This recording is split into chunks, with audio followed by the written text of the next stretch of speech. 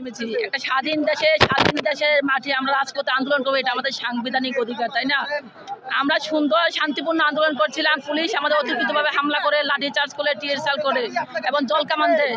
আপনারা সবাই অবগত আছেন, সারা বিশ্ব দেখেছে আমাদের শান্তিপূর্ণ আন্দোলনে পুলিশ জলকামান দিয়ে দুধের বাচ্চাকে একদম মুমূর্ষ করে ফেলেছে। আজ অব্দি বাচ্চা হসপিটালে ভর্তি আছে। পুলিশ আজকেও ঠিক তাই করলো, পুলিশ বারবার তাদের বর্বরতা দেখাচ্ছে। আজকে আমাদের ভাই বোনদেরকে থানায় নিয়ে গ্রেপ্তার করে রেখেছে, অনেক ভাই বোনকে লাঠিচার্জ করে আহত করেছে। ডক্টর মোহাম্মদ ইউনূস স্যার, আপনার দৃষ্টি আকর্ষণ করে বলছি, আমরা তো আমাদের অধিকার আদায় করার জন্য এসেছি। 6531 জন শিক্ষককে চূড়ান্তভাবে সুপারিশ করেছেন। সুপারিশ করার পর কেন আমাদের চাকরি আবার ফিরিয়ে নেবেন? বিচারপতি কেন আমাদের নিয়োগকে বাতিল করা হবে? এটা অন্যায় ছিল, এটা অত্যাচার ছিল, এটা অবিচার ছিল। আমরা এই রায় মানি না। আমরা আমাদের নিয়োগপত্র ফিরে পেতে চাই আজকের মধ্যে। আমরা আজকের মধ্যে আপনার কাছে সমাধান চাই, না হয় এই আন্দোলন আরো কঠিন থেকে কঠিন রূপ ধারণ করবে।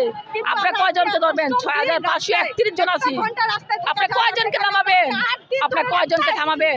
পুলিশের দৃষ্টি আকর্ষণ করে বলছি, আপনাদের 1 ঘন্টা আলটিমেটাম দিলাম, 1 ঘন্টার মধ্যে আমাদের ভাই বোনদেরকে ছেড়ে দেবেন, না হয় আমার ভাই বোন কোনো অসুস্থ হবে, কেউ কোনো দুর্ঘটনা করবে, এই দায়ভার পুলিশ দেবে, এই দায়ভার রাষ্ট্র দেবে, এই দায়ভার সরকার দেবে।